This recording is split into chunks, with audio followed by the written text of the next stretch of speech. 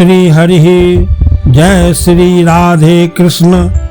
श्री कृष्ण गोविंद हरे मुरारी, हे नाथ नारायण वासुदेवाय।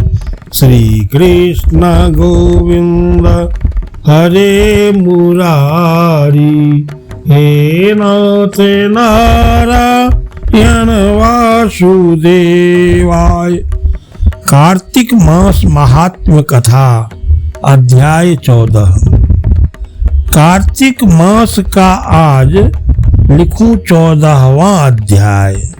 श्री हरि कृपा करें, श्रद्धा प्रेम बढ़ाएं।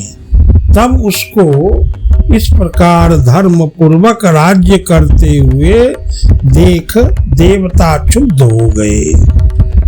उन्होंने देवादिदेव शंकर का मन में स्मरण करना आरंभ किया। तब भक्तों की कामना पूर्ण करने वाले शंकर ने नारद जी को बुलाकर देव कार्य की इच्छा से उनको वहां भेजा। शंभु भक्त नारद शिव की आज्ञा से देवपुरी में गए। इंद्रादिक सभी देवता व्याकुल हो शीघ्रता से उठ नारद जी को उत्कंठा भरी दृष्टि से देखने लगे। अपने सब दुखों को कहकर उन्हें नष्ट करने की प्रार्थना की। तब नारद जी ने कहा, मैं सब कुछ जानता हूँ, इसलिए अब मैं दैत्यराज जलंधर के पास जा रहा हूँ। ऐसा कह नारद जी देवताओं को आश्वासित कर जलंधर की सभा में आए। जलंधर ने नारद जी के चरणों की पूजा कर हंसते हुए कहा, हे ब्रह्मन, कहिए आप कहाँ से आ रहे हैं? यहाँ कैसे आए हैं? मेरे योग्य जो सेवा हो उसकी आज्ञा दीजिए। नारद जी प्रसन्न होकर बोले, हे महाबुद्धिमान जलंधर, तुम धन्य हो। मैं स्वेच्छा से कैलाश पर्वत पर गया था, जहाँ 10,000 योजनों में कल्प वृक्ष का वन है। वहां मैंने सैकड़ों कामधेनुओं को विचरते हुए देखा तथा यह भी देखा कि वह चिंतामणि से प्रकाशित परम दिव्य अद्भुत और सब कुछ सुवर्णमय है। मैंने वहां पार्वती के साथ स्थित शंकर जी को भी देखा, जो सर्वांग सुंदर गौर वर्ण त्रिनेत्र और मस्तक पर चंद्रमा धारण किए हुए हैं। उन्हें देखकर मुझे बड़ा आश्चर्य हुआ कि इनके समान समृद्धशाली त्रिलोकी में कोई है या नहीं। हे दैत्येंद्र, उसी समय मुझे तुम्हारी समृद्धि का स्मरण हो आया और उसे देखने की इच्छा से ही मैं तुम्हारे पास चला आया हूँ। यह सुन जलंधर को बड़ा हर्ष हुआ।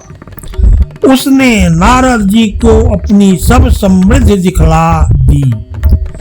उसे देख नारद ने जलंधर की बड़ी प्रशंसा की और कहा कि निश्चय ही तुम त्रिलोकपति होने के योग्य थे। ब्रह्मा जी का हंस युक्त विमान तुम ले आए हो और द्युलोक, पाताल और पृथ्वी पर जितने भी रत्नादि हैं सब तुम्हारे ही तो हैं। ऐरावत, उच्च श्रवा घोड़ा, कल्प वृक्ष और कुबेर की निधि भी तुम्हारे पास है।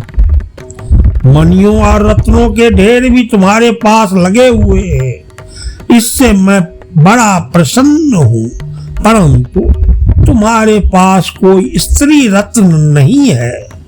उसके बिना तुम्हारा यह सब फीका है। तुम किसी स्त्री रत्न को ग्रहण करो। नारद जी के ऐसे वचन सुनकर दैत्यराज काम से व्याकुल हो गया। उसने नारद जी को प्रणाम कर पूछा कि ऐसी स्त्री कहाँ मिलेगी जो सब रत्नों से श्रेष्ठ हो। नारद जी ने कहा, ऐसा रत्न तो कैलाश पर्वत में योगी शंकर के ही पास है।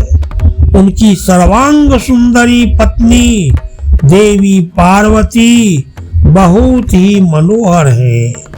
उनके समान सुंदरी मैं किसी को नहीं देखता। उनके उस रत्न की उपमा तीनों लोकों में कहीं नहीं है। देवर्षि उस दैत्य से ऐसा कहकर देव कार्य करने की इच्छा से आकाश मार्ग से चले गए। श्री हरि इति।